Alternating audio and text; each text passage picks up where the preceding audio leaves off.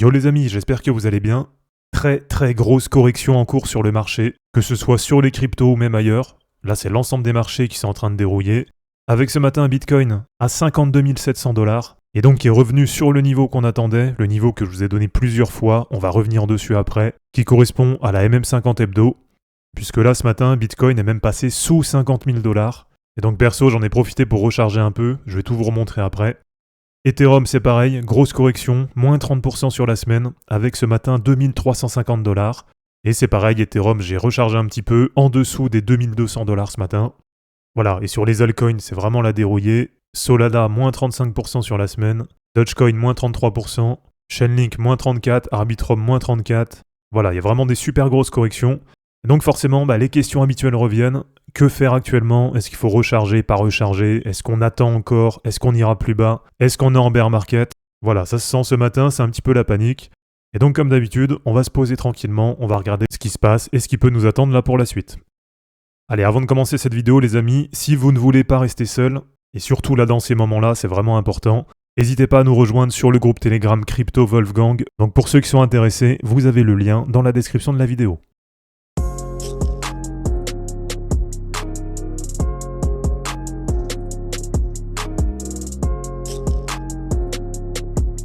Alors déjà, on va revenir un petit peu sur ce que je vous ai donné là les derniers jours.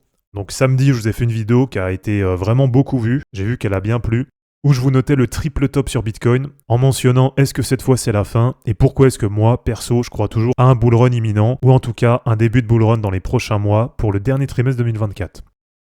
Ensuite, samedi après-midi, sur Twitter et sur Telegram, donc là c'est pareil, n'hésitez pas à aller vous abonner, je partage régulièrement des charts dessus, et que ce soit Twitter ou Telegram, c'est totalement gratuit. Donc samedi après-midi, je vous ai refait un point sur la situation, puisqu'on avait Bitcoin qui arrivait sur le bas de son range. Voilà, je vous mets l'image. Donc le bas de range à 61 120 $. Et donc je vous donnais les niveaux à surveiller, que j'avais déjà donné le matin en vidéo, avec à tenir en support le bas de range à 61 500, et que sinon, si on cassait à la baisse le range, eh bien on allait avoir un probable retest au moins entre 53 000 et 55 000, et voir pourquoi pas la MM50 hebdo à 52 000 $. Donc si clôture dans le range RAS, on serait resté dans ce cas-là en zone neutre, mais c'est vrai que c'était pas forcément le scénario que je privilégiais. Et donc là ce matin c'est chose faite, avec Bitcoin qui est venu corriger, comme je vous l'ai dit, en dessous des 50 000 $. Et alors je viens de le partager ce matin, j'ai rechargé sur Bitcoin à 49 000 et quelques, j'ai fait un achat au marché là ce matin, puisque je regardais les charts juste avant d'aller faire mes parties d'échecs, donc j'en ai profité en dessous des 50 000 $. Et Ethereum je l'ai eu normalement à 2170, 2180 il me semble. C'est pareil, je me suis pas posé de questions, j'ai fait là aussi un achat au marché. Donc là, ce qui se passe maintenant, eh bien si vous regardez, c'est qu'on a bien eu le retour sur la MM50, qui est la moyenne mobile en orange. Et voilà, c'est vrai que si on débriefe un petit peu là les dernières semaines, les derniers mois, toutes les analyses que j'ai faites ces derniers temps, finalement, c'est pas non plus une surprise. Voilà, ce retour sur la MM50, ça fait un moment que j'en parle. Pour moi, c'est le point bas potentiel là sur cette période. Très franchement, je ne vois pas aller plus bas, puisque ça correspond déjà à un gros support. On le sait, la MM50, c'est vraiment important. Et puis, quand on regarde comme ça, graphiquement, même si là, actuellement, il y a quand même des facteurs macro, etc., qui influent pas mal sur les marchés, et notamment sur les cryptos. Mais voilà, sur les derniers mois, on avait défini deux scénarios. Un scénario de cassure à la hausse du range, avec un objectif à 88 000 $, et un scénario en cas de cassure à la baisse du range, avec un objectif autour de 50-52 000 $. Donc voilà, maintenant on est sur la MM50. Et donc, que faire actuellement ? Perso, comme je vous l'ai dit, sur Bitcoin, j'ai rechargé. Sur Ethereum, c'est pareil, j'ai rechargé aussi. Toujours dans la même optique, parce que pour moi, je pense toujours qu'on va avoir un bull run sur les prochains mois. Je pense toujours qu'avec l'acceptation des ETF, que ce soit sur Bitcoin ou sur Ethereum, là on est vraiment que sur le début de la montée. Et par contre, pour ceux qui m'ont posé la question, là pour l'instant, sur les altcoins, j'ai pas rechargé. Si je vous montre aussi un peu ce que j'ai partagé là ces derniers jours, voilà, par exemple sur Avail. Donc Avail, qui est une nouvelle crypto que je vous ai présentée, qui est une crypto qui m'intéresse, et sur laquelle j'avais défini une zone d'achat entre 0,15 $ et 0,12 $. Hier matin, donc dimanche 4 août, on avait Avail qui était à 0,12, donc finalement sur le niveau que j'attendais, c'est-à-dire que là j'aurais pu me positionner dessus. Mais attention, toujours prendre en compte la temporalité, le sentiment global du marché, etc.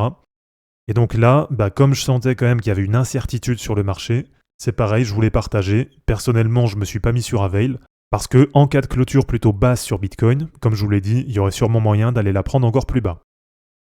Alors là, franchement, j'ai pas regardé où ça en est sur Avail. On va aller regarder ça ensemble. Voilà, elle est actuellement à 0,09. Pour ceux qui ont été réactifs ce matin, il y avait moyen de la prendre entre 0,08 et 0,085. Donc à voir, ça peut être intéressant. Maintenant, vu la dynamique actuelle, très franchement, j'ai pas envie de me positionner dessus maintenant. Voilà, ça me dérange pas de la reprendre plus haut quand il y aura des signaux qui seront un peu plus positifs. Et allez, si on se passe rapidement en revue les différentes total market cap, donc sur la totale 1, on est revenu sur la MM50. Et regardez, on est venu chercher le niveau support que j'avais noté à 1730 milliards de dollars. Donc c'est vrai que ça fait une grosse correction.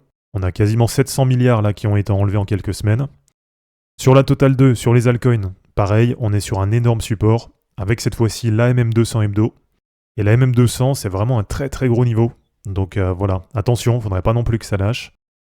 Et sur la totale 3, donc là sur les altcoins auxquels on enlève encore Ethereum, c'est pareil, on est actuellement sur la MM200 hebdo. Alors pour continuer, c'est vrai que là il y a une question qui revient beaucoup, est-ce que le bull run est terminé, est-ce qu'on est en bear market, etc. etc. Je vais déjà vous montrer où on se situe avec le nuage sur Ichimoku, et puis si ça vous intéresse, pourquoi pas là cet après-midi, je vous ferai une vidéo beaucoup plus détaillée avec d'autres indicateurs que j'utilise et que je trouve super pertinents pour évaluer si on est revenu ou pas en bear market. Alors pour ça on va se mettre sur Bitcoin, qui reste quand même le métronome du marché dans tous les cas. Et bien là pour l'instant, sur Ichimoku, on est encore très très loin du nuage. Donc ce nuage, c'est ce qui permet de savoir si on est en dynamique haussière ou en dynamique baissière.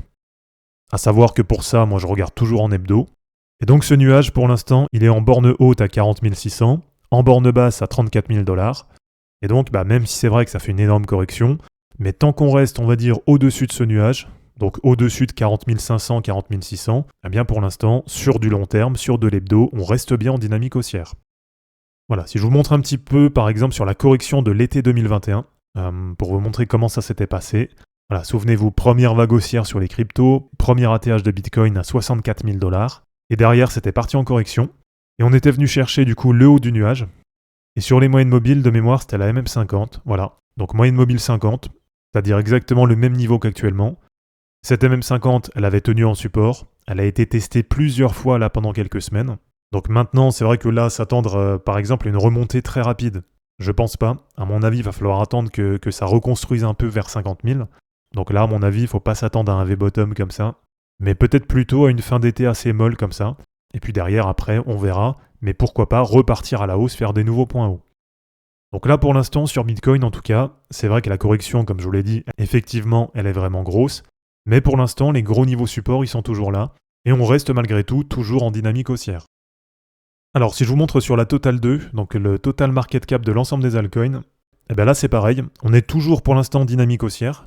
Même si c'est vrai que la correction, elle est encore pire que sur Bitcoin ou pire que sur la Total 1, parce que c'est vrai, parce qu'on l'a vu, les altcoins, elles ont vraiment bien baissé. Et donc là, regardez, on est aussi sur un énorme support, puisqu'on est sur le haut du nuage, qui pour l'instant arrive bien à tenir en support. Donc là, c'est pareil, pour moi sur les altcoins, pour l'instant, ça reste quand même haussier, ça reste quand même positif. Et donc j'encourage pas forcément à les recharger sur les alts, en tout cas pas sur n'importe lesquels, mais toujours bien sûr à bien les sélectionner. Celles qui sont en premier cycle, qui sont les plus dynamiques, qui sont en dynamique haussière, etc. etc. Et sur la Total 3, donc Total Market Cap des altcoins auxquels on enlève Ethereum, et là c'est pareil, on est très proche du haut du nuage. Et donc finalement, même si on a une énorme correction, pour l'instant, comme je vous le dis, on est sur des très gros niveaux support, et potentiellement, je sais que c'est difficile à entendre maintenant, mais on est sur des super zones d'achat pour du long terme. Alors si ça vous intéresse, peut-être cet après-midi, je ferai peut-être soit un live ou soit une vidéo bien plus détaillée où je vous montrerai aussi pas mal d'autres indicateurs qui sont utiles pour voir si on est en bear market ou pas. Même si perso, voilà, je vous le dis tout de suite, pour moi on n'est pas du tout en bear market. Et donc pour terminer, sur quoi est-ce que vous pouvez recharger ? Donc là, comme je vous l'ai dit, pour moi, il faut vraiment privilégier certaines cryptos, certaines altcoins. Il ne faut pas vous jeter sur n'importe quoi. Là, sur les derniers mois, il y en a beaucoup trop qui allaient recharger sur n'importe quoi. Donc, c'est-à-dire sur des cryptos qui étaient baissières ou sur des cryptos qui n'avaient rien fait là pendant 2 ans. Et donc, quelle crypto privilégier ? Déjà, bien sûr, Bitcoin et Ethereum. Personnellement, c'est vraiment ce que je fais en ce moment. Et puis, finalement, les cryptos que je vous ai donnés là sur les derniers mois, qui étaient les cryptos que je privilégiais aussi, comme par exemple le Kaspa, qui est vraiment sur une super dynamique haussière, et sur laquelle, par exemple, on a eu ce matin un des plus gros replis depuis son lancement. Voilà, regardez, avec toutes les corrections qu'on avait eues depuis début 2023 par exemple, on venait toujours chercher à peu près la MM20 hebdo, donc c'est la courbe en bleu, ou voire très légèrement en dessous. Et là, ce matin, on a une correction qui est quasiment sur la MM50 hebdo. Donc là, pour moi, par exemple sur Kaspa, si c'est une crypto dans laquelle vous croyez, que vous n'en avez pas assez, etc., eh bien potentiellement, là, vous avez une super zone d'achat pour du long terme.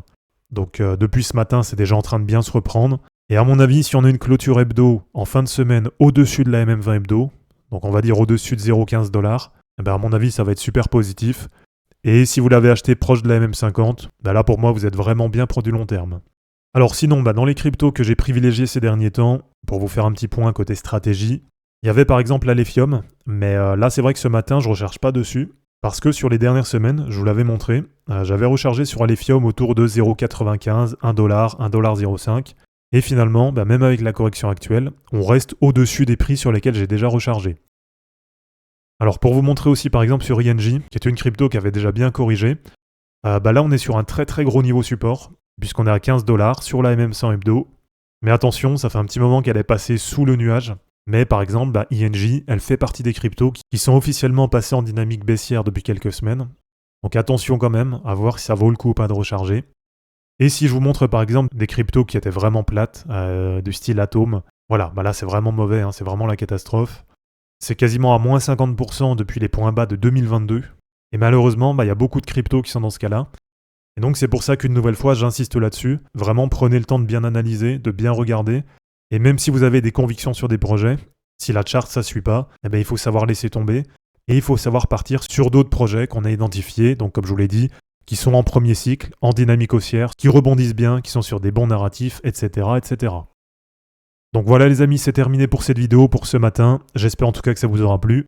Comme je vous l'ai dit, j'exclus pas du tout de faire soit une vidéo, soit un live là dans la journée, en fonction de comment ça évolue, pour essayer de vous redonner un peu les dernières tendances. Donc n'hésitez pas à aimer cette vidéo, à la commenter et à vous abonner pour en suivre d'autres. Je vous rappelle que dans la description de cette vidéo, vous avez tous les liens utiles et les liens pour me soutenir. On se dit à bientôt pour une prochaine vidéo, et d'ici là, ne capitulez pas, car les fortunes se créeront en portant vos burnes. Ciao!